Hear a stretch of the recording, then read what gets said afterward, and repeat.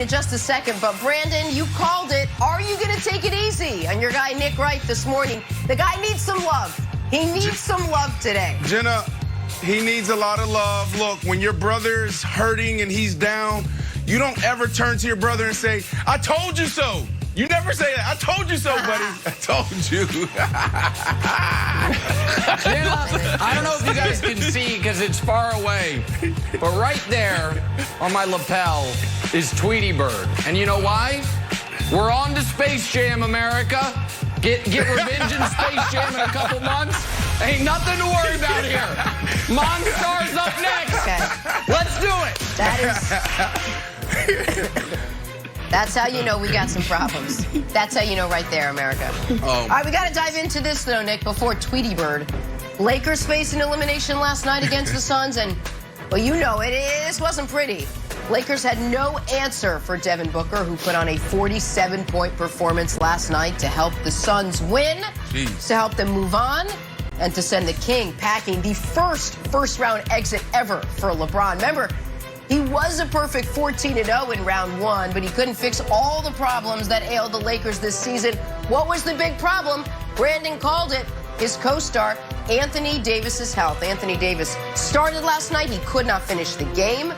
Afterwards, LeBron James. The one thing that bothers me more than anything, we never really got an opportunity to see our full team at full strength, either because of injury or COVID or something going on with our ball club this year. We could never fully get into a rhythm and never really kind of see the full potential of what we're capable of. And but all in all, I give my hats off to everyone on this team who showed up every day to work, showed up every day to compete, showed up every day to put in the time and effort, and obviously fell short of our goal, but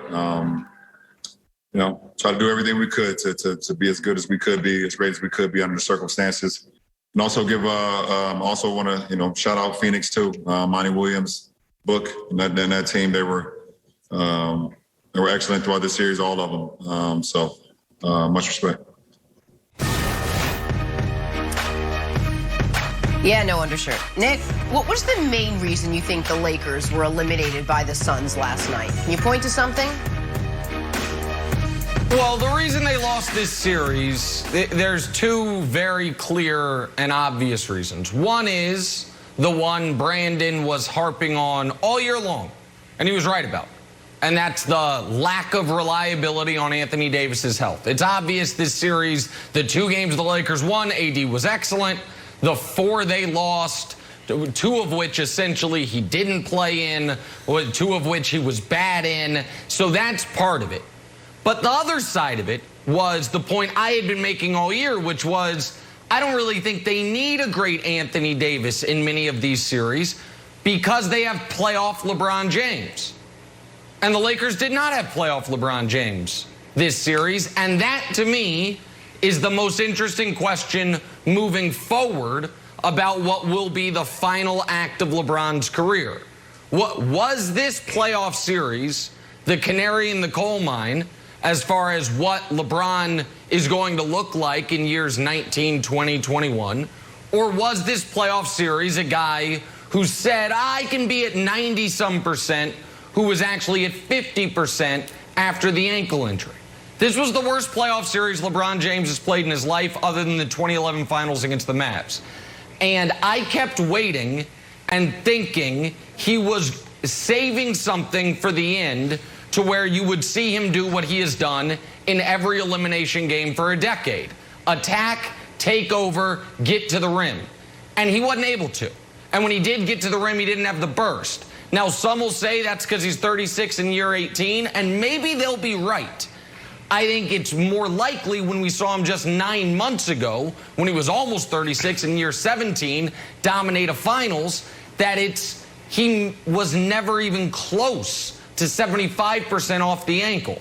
But with AD playing well for 2 games in this series and then being hurt, as Brandon unfortunately kind of predicted, and LeBron not looking anything like any version of LeBron we've seen in the playoffs for a decade, Lakers were cooked. And Devin Booker, going NBA Jam on fire certainly didn't help.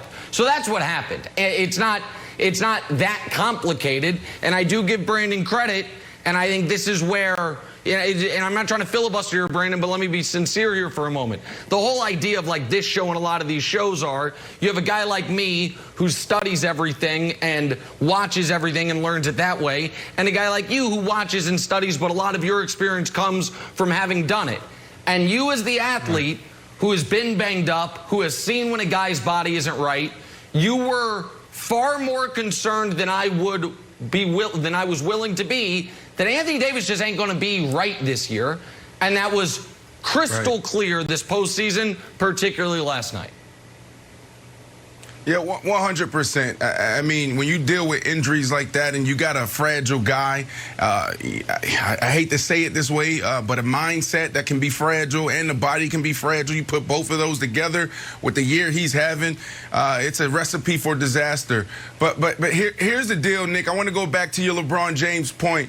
You know, LeBron James can have the same exact year, all right, with Anthony Davis playing at extremely high level. The Anthony Davis play that we saw in the bubble last year, and they win the championship. That's probably the most frustrating thing for LeBron right now is he knows he's to the end. This is his last act. And you see Anthony Davis hit the big shot in the bubble. You see Anthony Davis down the stretch put up 30 points, 10 rebounds, a couple assists, get a couple of steals, couple blocks. And then this year, you're just waiting on that. Because what we said last year, what we said before this year is it's time for them to ascend and go to another, for LeBron James to evolve. LeBron James should be Magic Johnson at this point. He should be able to win another championship or two Wilds, being that facilitator, being that leader. But it had to be all on his shoulder. So the answer is, the biggest reason why they lost this series is because of AD, right? What Nick just said and what I've been saying all year, inconsistent. His play when he was healthy, and then being unhealthy and being unpredictable there. And then the second thing is this. The Suns were the better team, given all this stuff the Lakers was going through. Coming into this series, they were the better team. Hats off to CP3. Flowers to CP3, Wilds. He took this organization and transformed them in the 70 days, 80 days. Think about that. That is magical. Okay, so first, before I talk to you, Brandon, and you, Jenna, or you, Nick, I'd like to talk to the audience. Stay tuned, because what you have right now is the beginning of a LeBron marathon.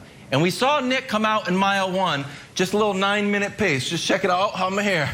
Don't worry, everybody. You know what? Hats off to Brandon. Good job.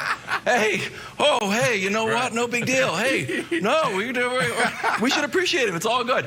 Stay tuned. It is going to turn out into a full-on sprint, everybody, with water, Gatorade, you're throwing it on yourself, full-on sprint. So stay tuned. It's a feel-out game.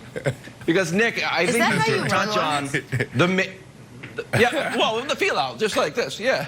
It's a little like Mahomes back there. Okay. Yeah, that's why I have my dad.